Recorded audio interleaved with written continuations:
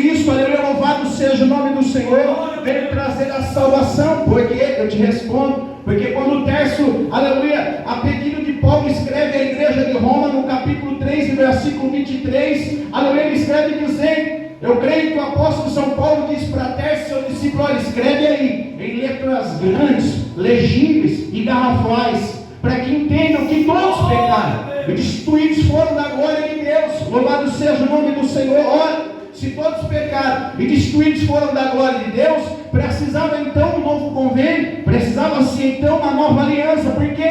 Porque o povo havia se perdido. Louvado seja o nome do Senhor. E nós vemos, meus irmãos, na introdução aqui no contexto que ora acabamos de ler, que a Bíblia nos diz, meus irmãos, que Lucas, o discípulo amado e também conhecido como Doutor Lucas, louvado seja o nome do Senhor, é ele próprio que escreve ali o Evangelho de Jesus Cristo, segundo escreveu o Doutor Lucas, mas também aqui em Atos dos Apóstolos. Se você olhar o capítulo 1, ele diz assim: olha, eu achei importante, eu achei necessário continuar te escrevendo, te dizendo, porque, meus irmãos, porque tanto o Evangelho de Jesus Cristo, escrito por Lucas, como Atos dos Apóstolos, é direcionado para um homem chamado Teófilo. O significado do seu nome do grego, aleluia, para o português, é o amigo de Deus. Então aqui, meus irmãos, o livro de Atos dos Apóstolos é escrito por Lucas, enviado para Teófilo, amigo de Deus. Louvado seja o nome do Senhor. E Lucas fala da sua preocupação. Olha, eu te escrevi lá nos Evangelhos, falando acerca de tudo que Jesus fez, até o momento que ele nasceu, ou seja, até o momento em que ele foi até a morte de cruz, ressuscitou ao terceiro dia. Mas eu achei importante eu continuar te escrevendo. Sabe por que eu achei importante continuar te escrevendo, Teófilo? Porque ele ressuscitou mesmo. Então, certo que ele ressuscitou, que ele esteve conosco um espaço de 40 dias, comendo e bebendo e falando das coisas concernentes ao reino do céu. Louvado seja o nome do Senhor Jesus.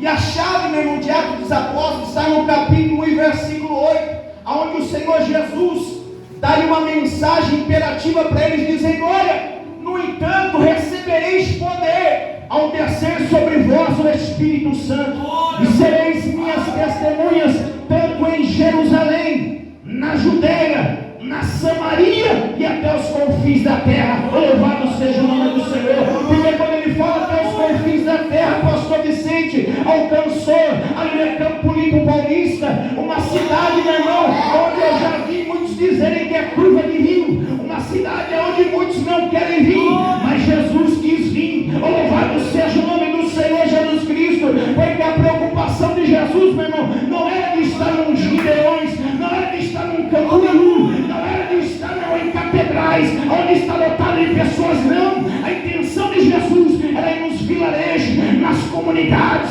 onde o Evangelho não é pregado. Aleluia, louvado seja o nome do Senhor. Mas a Bíblia nos diz, meus irmãos, aleluia, louvado seja o nome do Senhor, que Jesus disse: olha, mas é necessário que eu vá, para que o outro venha. Quem é outro? O Espírito Santo, o Consolador, o que fala contigo nesta noite, aleluia, o que te fortalece, aleluia, o que te dá força para você se manter na presença de Deus. A Bíblia nos diz em Romanos 8:26, que da mesma maneira o Espírito intercede por mim, por você, com gemidos inexprimíveis. Louvado seja o nome do Senhor.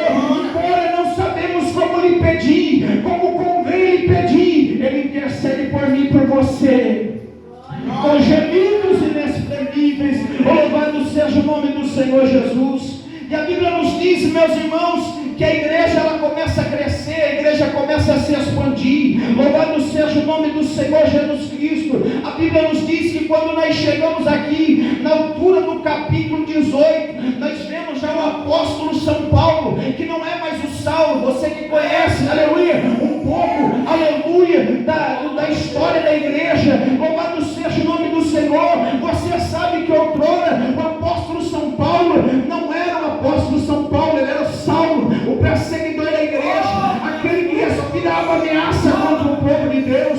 Mas a Bíblia nos diz que quando ele estava ali perseguindo a igreja, no caminho de Damasco, Deus tira ele de cima do cavalo, joga contra o solo, o deixa cego. E a Bíblia nos diz que